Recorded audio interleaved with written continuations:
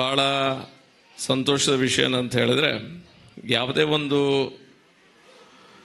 ಊರು ಅಭಿವೃದ್ಧಿ ಆಗಬೇಕಂತ ಹೇಳಿದ್ರೆ ಅಲ್ಲಿ ಸರಿಯಾದ ವಿದ್ಯೆಗೆ ಅವಕಾಶ ಮಾಡಿಕೊಡ್ಬೇಕು, ಆಪರ್ಚುನಿಟಿಯನ್ನು ನಾವು ಕ್ರಿಯೇಟ್ ಮಾಡಬೇಕು.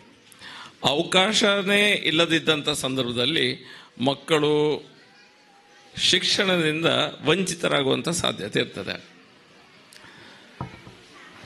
ಈಗ ವೇದಿಕೆಯಲ್ಲಿರುವಂಥ ಜಕರೆ ಸರ್ ಇರ್ಬೋದು, ಮತ್ತೊಬ್ಬರು ಹೆಸರು ನೆನಪೋಯ್ತು ನನಗೆ ಸರ್. ಆಗ ಒಂದು ವರ್ಷದ ಅಧ್ಯಾಪಕರ ಒಂದು ಫೀಸನ್ನು ಕೊಡ್ತೆ ಅನ್ನುವಂಥ ಮುತುವರ್ಜಿಯನ್ನು ಹೊತ್ಕೊಂಡವರಿದ್ದಾರೆ.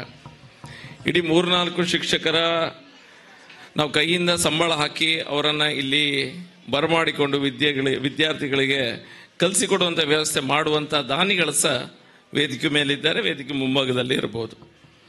ನೀವು ಯಾವುದೇ ಊರಿಗೆ ಹೋಗಿ, ಶಾಲೆ ಬೆಳಿಬೇಕಾದ್ರೆ ಸ್ಥಳೀಯರ ಪಾಲುದಾರಿಕೆಯಿಂದ ಮಾತ್ರ ಸಾಧ್ಯ. ಖಾಲಿ ಅದನ್ನು ಸರ್ಕಾರನ 3-4 ಅಧಿಕಾರಿಗಳ ಮೇಲೆ ಹಾಕಿದರೆ ಆಗೋದಿಲ್ಲ. ದೊಡ್ಡದಾದ ದೇಶ, ದೊಡ್ಡದಾದ ಜನಸಂಖ್ಯೆ ಉಳ್ಳಂಥ ದೇಶ. ಪ್ರತಿ ಶಾಲೆಗೆ ಹೋಗಿ ಪ್ರತಿ ಶಾಲೆಯನ್ನು ಪ್ರೈವೇಟ್ ಸ್ಕೂಲಿಗೆ ಕಾಂಪಿಟೇಷನ್ ಕೊಡುವಂತ ಮಾಡಬೇಕಾದ್ರೆ ಸರ್ಕಾರಕ್ಕೆ ಕಷ್ಟ ಆಗ್ತದೆ. ಯಾಕಂದ್ರೆ ಅಷ್ಟು ಶಾಲೆಗಳಿದೆ. ಕೆಲವು ಕಡೆ ಶಾಲೆಗಳು ಮುಚ್ಚಿ ಹೋಗ್ತಿರುವಂಥ ಸಂದರ್ಭ ನಾವು ನೋಡ್ತಾ ಇದ್ದೇವೆ. ಎಲ್ಲೋ ಒಂದು ಕಡೆ ನಮ್ಮ ಮಕ್ಕಳಿಗೆ ಇಂಗ್ಲೀಷನ್ನು ಲ್ಯಾಂಗ್ವೇಜ್ ಆಗಿ ತೆಗೆದುಕೊಂಡು ಇಂಗ್ಲೀಷ್ ಕಲ್ತ್ರೆ ಖಂಡಿತ ಮಕ್ಕಳು ಮುಂದಿನ ಜೀವನದಲ್ಲಿ ಬೇರೆ ಬೇರೆ ರೀತಿಯ ಕೋರ್ಸ್ಗಳಿಗೆ ಹೋಗ್ಲಿಕ್ಕೆ ಸುಲಭ ಆಗ್ತದೆ. ಕರ್ನಾಟಕ ಬಿಟ್ಟು ಹೊರಗಡೆ ಹೋಗ್ಲಿಕ್ಕೆ ಸುಲಭ ಆಗ್ತದೆ, ಹೊರ ದೇಶಗಳಿಗೆ ಹೋಗ್ಲಿಕ್ಕೆ ಸುಲಭ ಆಗ್ತದೆ ಅನ್ನುವಂಥ ಮನಸ್ಥಿತಿ ಪೇರೆಂಟ್ಸ್ಗೆ ಇರ್ತದೆ, ಪೋಷಕರಿಗೆ ಇರ್ತದೆ.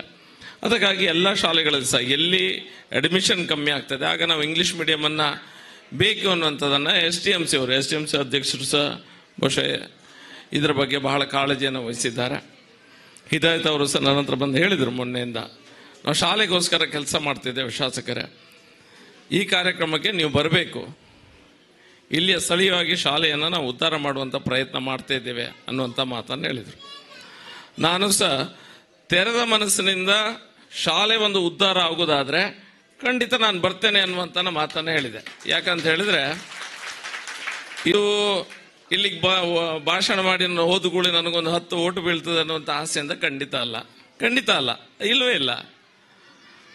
ಆ ರೀತಿಯ ರಾಜಕೀಯ ಮಾಡಲಿಕ್ಕಂತೂ ನನಗಂತೂ ಇಷ್ಟ ಇಲ್ಲ. ರಾಜಕೀಯ ಮಾಡುವಂಥ ಸಮಯದಲ್ಲಿ ನಾವು ರಾಜಕೀಯ ಮಾಡೋ. ಮೊನ್ನೆ ನಾನು ಅಧ್ಯಕ್ಷರಿಗೆ, ಗ್ರಾಮ ಪಂಚಾಯತ್ ಅಧ್ಯಕ್ಷರ ಹತ್ರ ಒಂದು ಕಾರ್ಯಕ್ರಮಕ್ಕೆ ಹೋಗಿದ್ದೆ. ನಾನು ಆವಾಗ ಸಹ ಹೇಳಿದೆ, ನಮ್ಮ ಕೆಲಸ ಈಗ ಅಭಿವೃದ್ಧಿ ಮಾಡೋದು. ಇಲೆಕ್ಷನ್ ಎಲ್ಲ ಆಯಿತು, ಅಭಿವೃದ್ಧಿ ಮಾಡುವಂಥ ಸಂದರ್ಭದಲ್ಲಿ ನಮ್ಮ ಮುಂದಿನ ಪೀಳಿಗೆ ಏನಿದೆ, ಆ ಪೀಳಿಗೆಯ ಫ್ಯೂಚರ್ ಏನಿದೆ ಅದನ್ನು ನಾವು ರಾಜಕೀಯ ಮಾಡಿಕೊಂಡು ಆ ಪೀಳಿಗೆಯ ಫ್ಯೂಚರನ್ನು ನಾವು ಬಲಿ ಕೊಡಬಾರ್ದು. ಆ ಸಣ್ಣ ಮಕ್ಕಳ ಫ್ಯೂಚರನ್ನು ನಾವು ಬಲಿ ಕೊಡಬಾರ್ದು.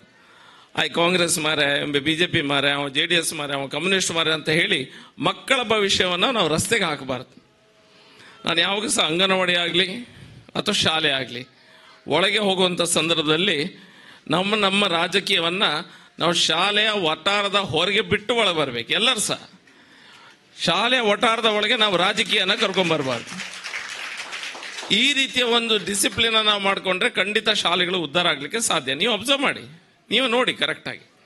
ಆಗ ಸಣ್ಣ ಮಕ್ಕಳು 3-4 ಜನ ಮಕ್ಕಳು ಬಂದು ನಮಗೆ ಹೂವನ್ನು ಕೊಡ್ತಾ ಇದ್ರು. ಅದೇ ರೀತಿಯ ನೀವು ಎಲ್ಲ ಮಕ್ಕಳನ್ನು, ಮುಸಲ್ಮಾನರ ಮಕ್ಕಳಿರ್ಬೋದು, ಹಿಂದೂಗಳಿರ್ಬೋದು, ಕ್ರೈಸ್ತರಿರ್ಬೋದು, ನೀವು ಸಣ್ಣ ಮಕ್ಕಳನ್ನು ಒಟ್ಟಾಕಿ ಒಂದು ಅಂಗನವಾಡಿಗೆ ಹೋಗಿ ನೀವು ನೋಡಿದ್ರೆ ಗೊತ್ತಾಗ್ತದೆ ಅವರಿಗೆ ಅವರು ಹಿಂದೂ, ಮುಸ್ಲಿಮ, ಕ್ರಿಶ್ಚಿಯನ್ ಬಿದ್ದೋಗ್ಲಿಲ್ಲ. ಅಗತ್ಯ ಸಹ ಇಲ್ಲ.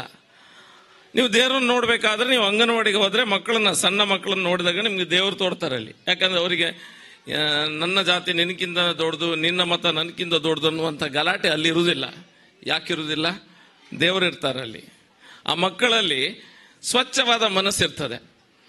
ಹಾಗಾದರೆ ನಮ್ಮ ಸಮಾಜದಲ್ಲಿ ಗಲಾಟೆ ಮತ್ತೊಂದು ಇದೊಂದು ಆಗ್ತದೆ. ಯಾಕೆ ಆಗ್ತದೆ ಅಂತ ಹೇಳಿದ್ರೆ ಇದ್ರ ಬಗ್ಗೆ ಇದು ಡಿಬೇಟೇಬಲ್ ಇದೆಲ್ಲ ವಿಷಯ. ನೀವು ಬಗ್ಗೆ ಗಹನವಾಗಿ ಚರ್ಚೆ ಮಾಡಿ ನೀವು ಯೋಚನೆ ಮಾಡಬೇಕು. ಆ ಮಕ್ಕಳಲ್ಲಿ ನಾವು ಯಾವಾಗ ವಿಷದ ಬೀಜವನ್ನು ಮಕ್ಕಳ ಮನಸ್ಸಿನಲ್ಲಿ ಬಿತ್ತುತ್ತೇವೆ, ಆ ಮಕ್ಕಳು ದೊಡ್ಡದಾಗ್ತಾ ನಂದೇ ಸರಿ ನಿಂದೆಲ್ಲ ತಪ್ಪು, ನಿಂದೇ ಸರಿ ನಂದೆಲ್ಲ ತಪ್ಪು ಅನ್ನುವಂಥ ಮನಸ್ಥಿತಿಗೆ PUC ಪಾಸ್ ಆಗುವಂಥ ಸಂದರ್ಭದಲ್ಲಿ ಅವರನ್ನು ಪುನಃ ನಾವು ಆ ಇನ್ನೋಸೆನ್ಸಿಗೆ ತರಲಾಗದಂಥ ಸ್ಥಿತಿಗೆ ನಾವು ತಲುಪ್ತೇವೆ. ಅದಾದ ನಂತರ ಬೇರೆ ಬೇರೆ ರೀತಿಯ ಸಮಸ್ಯೆಗಳು ಉಂಟಾಗ್ತದೆ. ಆ ಮಕ್ಕಳಲ್ಲಿರುವಂಥ ಸೂಕ್ಷ್ಮತೆಯನ್ನು ನಮಗೆ ಶಾಲೆಯಲ್ಲಿ ಕಲಿಸುವಂಥ ಸಂದರ್ಭದಲ್ಲಿ ದೇಶಕ್ಕಿಂತ ದೊಡ್ಡದಾದ ವಿಷಯ ಯಾವುದೂ ಸಹ ಇಲ್ಲ ಅನ್ನುವಂಥ ಪಾಠ ಆ ಮಕ್ಕಳಿಗೆ ಸಣ್ಣ ವಯಸ್ಸಿನಿಂದನೇ ಹೇಳ್ಕೊಂಡು ಬಂದರೆ ಅವನು ದೊಡ್ಡವನಾದ ನಂತರ ಮತ್ತೊಬ್ಬನ ವಿರುದ್ಧ ಮತ ಇರ್ಬೋದು, ಮತ್ತೊಂದು ಜಾತಿ ಇರ್ಬೋದು, ಇದನ್ನು ತಗೊಂಡು ಯುದ್ಧ ಮಾಡೋದಿಲ್ಲ. ಅವ ದೇಶ ಅಂತ ಹೇಳ್ತಾನೆ ಮತ್ತು ನನ್ನ ಕುಟುಂಬಕ್ಕಾಗಿ ಕೆಲಸ ಮಾಡ್ತಾನೆ. ಯಾವ ತಾಯಿಗೆ ನನ್ನ ಮಗ ಕೆಲಸಕ್ಕೆ ಹೋದಂಥ ಮಗ ವಾಪಸ್ ಬರಬಾರ್ದು, ಅವಲ್ಲಿ ಹೊಡ್ಕೊಂಡು ಸತ್ತೋದ್ರೆ ಆಗ್ಬೋದು ಅಂತ ಮನಸ್ಥಿತಿ ಇರ್ತದೆ. ಯಾವ ತಾಯಿಗೆ ಸೇರುವುದಿಲ್ಲ, ಯಾವ ತಾಯಿಗೆ ಸೇರುವುದಿಲ್ಲ. ಎಲ್ಲೋ ಒಂದು ಕಡೆ ಸಮಾಜ ಶಾಲೆಗಳನ್ನು ಮಾಡುವಂಥ ಸಂದರ್ಭದಲ್ಲಿ ಈ ರೀತಿಯ ಮನಸ್ಥಿತಿಯನ್ನು ಮಕ್ಕಳ ಮನಸ್ಸಿನಲ್ಲಿ ಬೆಳೆಸಲಿಕ್ಕೆ ನಮ್ಮಿಂದ ಆದರೆ as a society we are successful. ಇಲ್ಲದಿದ್ದರೆ ನಾವೆಲ್ಲರೂ ಸಹ ಫೇಲಿಯರ್. ಆ ಮಕ್ಕಳಲ್ಲಿರುವಂಥ ಇನ್ನೋಸೆನ್ಸನ್ನು ನಾವು ಬೆಳೆಸಿ ಅದಕ್ಕೆ ನೀರು ಹಾಕಿ ಬೆಳೆಸುವಂಥ ಕೆಲಸವನ್ನು ನಾವು ಮಾಡಬೇಕಾಗಿದೆ. ಅದು ಒಂದು ವಿಷಯ. ಎರಡನೇದಾಗಿ ನಮ್ಮಲ್ಲಿ ಇನ್ಫ್ರಾಸ್ಟ್ರಕ್ಚರ್ ಡೆವಲಪ್ಮೆಂಟ್ ಮಾಡಬೇಕಾದ್ರೆ ಏನು, ಈಗ ಜಕರೆ ಅವರು ಅವರ ಹೆಂಡತಿ ಬಹುಶಃ ಇಲ್ಲೇ ಕಲ್ತಿರ್ಬೇಕು. ಅವ್ರು ಹೇಳಿದರು ನಿಮ್ಮ ಮಿಸ್ಸಸ್ ಇಲ್ಲೇ ಕಲ್ತಿದ್ದಾರಂತ. ಆ ಕಾರಣಕ್ಕಾಗಿ ಬಹುಶಃ ಅವರು ಇಲ್ಲಿ ಈ ಶಾಲೆಗೆ ಸಹಾಯ ಮಾಡ್ಬೋದು ಮುಂದೆ, ಅಥವಾ ಸಹಾಯ ಮಾಡಿರ್ಬೇಕು ಇವು ಆಲ್ರೆಡಿ, ನನಗೆ ಗೊತ್ತಿಲ್ಲ, ಅದನ್ನು ಕೇಳಲಿಲ್ಲ. ಖಂಡಿತ ದಾನಿಗಳ ಅವಶ್ಯಕತೆ ಖಂಡಿತ ಎಲ್ಲ ಶಾಲೆಗಳಲ್ಲಿ ಸಹ ಇರ್ತದೆ. ಎಲ್ಲ ಶಾಲೆಗಳಿಗೆ ಹೋದಾಗ ದಾನಿಗಳ ಕೈ ಜೋಡಿಸಿದಾಗ ಖಂಡಿತ ಒಳ್ಳೆ ರೀತಿ ಕೆಲಸಗಳನ್ನು ಮಾಡಬೇಕಾಗ್ತದೆ. ಮತ್ತು ಮುಖ್ಯವಾಗಿ ಶಾಲೆಯ ಮುಖ್ಯೋಪಾಧ್ಯಾಯರು ಇರ್ಬೋದು, SDMC ಇರ್ಬೋದು, ಸ್ವಲ್ಪ ಗಮನ ಹರಿಸಬೇಕು. ಶಾಲೆಗಳಲ್ಲಿ ಬೇಸಿಕ್ ಆಗಿ ನೀವು ಇನ್ಫ್ರಾಸ್ಟ್ರಕ್ಚರನ್ನು ಮಾಡುವಂಥ ಸಂದರ್ಭದಲ್ಲಿ ಟಾಯ್ಲೆಟ್ ಮತ್ತು ಕುಡಿಯೋ ನೀರಿಗೆ ಜಾಸ್ತಿ ಆದ್ಯತೆಯನ್ನು ಕೊಡಬೇಕು.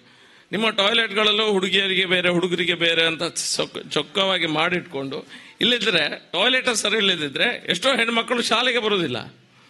ಆ ರೀತಿಯ ಸಮಸ್ಯೆ ಸಹ ನಾವು ಎದುರಿಸಬೇಕಾಗ್ತದೆ. ಹಾಗೆ ಇನ್ಫ್ರಾಸ್ಟ್ರಕ್ಚರ್ ಡೆವಲಪ್ಮೆಂಟ್ ಮಾಡುವಂಥ ಸಂದರ್ಭದಲ್ಲಿ ಒಳ್ಳೆಯ ರೀತಿಯ ಟಾಯ್ಲೆಟ್ಗಳನ್ನು ಮತ್ತು ಕುಡಿಯೋ ನೀರು, ಇದೆರಡು ಫಸ್ಟ್ ಮೋಸ್ಟ್ ಇಂಪಾರ್ಟೆಂಟ್ ಮಾಡಬೇಕು. ನಂತರ ಯಾವ ಶಾಲೆಗಳಲ್ಲಿ ನಾವು ಮಕ್ಕಳನ್ನು ಕೂರಿಸ್ತಿದ್ದೇವೆ, ಯಾವ ರೂಮಲ್ಲಿ ಮಕ್ಕಳನ್ನು ಕೂರಿಸ್ತೇವೆ, ಆಗ ಹೇಳಿದರು ಅವರು ಹಿದಾಯತ್ ಅವರು ಮತ್ತು SDMC ಅವರು ಬಂದಾಗ ಹೇಳಿದರು, ಇಲ್ಲಿ ಯಾವುದೋ ಕರೆಂಟ್ ಹೊಡಿತೈತೆ ಅನ್ನುವಂಥ ಮಾತನ್ನು ಹೇಳಿದರು. ಬಿ ಅವರು ಅದ್ರ ಬಗ್ಗೆ ಸ್ವಲ್ಪ ನೋಡಿ, ಅದನ್ನು ಕರೆಂಟ್ ಹೊಡೆಯೋದಾ ಅಥವಾ ಎಲ್ಲೋ ಒಂದು ಕಡೆ ಲೀಕೇಜ್ ಆಗೋದಾ, ಎಲ್ಲೋ ಒಂದು ಕಡೆ ಕುಸಿದು ಬೀಳುವಂಥ ಸಂದರ್ಭ ಇದ್ದರೆ ಓಕೆ, ಅದನ್ನು ನಮಗೆ ಸರಿ ಮಾಡಲೇಬೇಕಾಗ್ತದೆ. ಸರಿ ಮಾಡಲಿಕ್ಕೆ ಸರ್ಕಾರದಿಂದ ದುಡ್ಡು ನಮಗೆ ಬೇಕಾದಷ್ಟು ಸಿಗ್ತದೆ ಇಲ್ವೋ ಮತ್ತೊಂದು ಪ್ರಶ್ನೆ. ಆದರೆ ಸರಿ ಮಾಡೋದು ಮಾಡಲೇಬೇಕು, ಇಲ್ಲದ ಮಕ್ಕಳು ಕೂತ್ಕೊಳ್ಳೋದೇ ಇಲ್ಲಿ. ಅಂಥ ಸಂದರ್ಭದಲ್ಲಿ ದಾನಿಗಳೆಲ್ಲ ಬಂದು ನಮ್ಗೆ ಸಹಾಯ ಮಾಡಿದರೆ ಖಂಡಿತ ಒಳ್ಳೆಯದಾಗ್ತದೆ. ದೇವರ ಆಶೀರ್ವಾದ ಅವ್ರ ಮೇಲೆ ಸಹ ಇರ್ತದೆ. ಮತ್ತು CSR ಫಂಡಿಂದ ನಿಮ್ಗೆ ಏನಾದರೂ ದಾನಿಗಳೆಲ್ಲ ಆದಮೇಲೆ ಬೇರೆ ಏನಾದರೂ ಅವಶ್ಯಕತೆ ಬರಲಿಕ್ಕಿದ್ರೆ ಈ ಭಾಗದ ಮಕ್ಕಳಿಗೆ ಶಾಲೆಗೆ, ಇನ್ಫ್ರಾಸ್ಟ್ರಕ್ಚರಿಗೆ ಅಥವಾ ಟಾಯ್ಲೆಟ್ಸ್ಗೆ, ಕುಡಿಯೋ ನೀರಿಗೆ, ಇಂಥ ಸಂದರ್ಭಕ್ಕೆ ಸಂಬಂಧಪಟ್ಟಂಥ ಸಮಸ್ಯೆಗಳಿದ್ದರೆ ಖಂಡಿತ ಅದನ್ನು ನಾವು ಕಾರ್ಪೊರೇಟ್ CSR ಫಂಡ್ ಮೂಲಕ ಅದನ್ನು ನೀಗಿಸುವಂಥ ಪ್ರಯತ್ನವನ್ನು ನಾವು ಮಾಡುವ. ನಿಮ್ಮ ಅಧ್ಯಕ್ಷರು ಸಹ ಮೊನ್ನೆ ಅಂಗನವಾಡಿ ಮತ್ತು ಶಾಲೆಗೆ ಲಿಸ್ಟನ್ನು ಕೊಡ್ತೇನೆ ಅನ್ನುವಂಥ ಮಾತನ್ನು ಹೇಳಿದ್ರು. ಒಂದು ಕಡೆ ಅಗತ್ಯ ಸಹ ಉಂಟನ್ನುವಂಥ ಮಾತನ್ನು ಹೇಳಿದ್ದಾರೆ. ಆ ಯೋಚನೆಯಿಂದ ನಾವು ಕೆಲಸ ಮಾಡಬೇಕಾಗಿದೆ. ಆ ನಿಟ್ಟಿನಲ್ಲಿ ಸ್ಥಳೀಯರು ಒಟ್ಟಾಗಿ ಏನು ನೀವು ಕೆಲಸ ಮಾಡ್ತಾಯಿದ್ರಿ, ನಾನು ಸಮಾಜದ ಪರವಾಗಿ ನಿಮ್ಗೆ ಧನ್ಯವಾದನ ಹೇಳ್ತಾ ಇದ್ದೇನೆ. ನಿಮ್ಮ ಕೈಯಿಂದ ಒಳ್ಳೆ ಕೆಲಸ ಆಗಲಿ, ಒಳ್ಳೆಯ ಮುಂದಿನ ಪೀಳಿಗೆಯನ್ನು ಬೆಳೆಸುವಂಥ ಕೆಲಸ ಈ ಶಾಲೆಯ ಮೂಲಕ ಆಗಲಿ, ದೇಶಭಕ್ತರು ಈ ಶಾಲೆಯಿಂದ ಹುಟ್ಟಿ ಬರಲಿ ಅನ್ನುವಂಥ ಆಸೆಯೊಂದಿಗೆ ನಾನು ಮಾತನ್ನು ಮುಗಿಸ್ತಾ ಇದ್ದೇನೆ.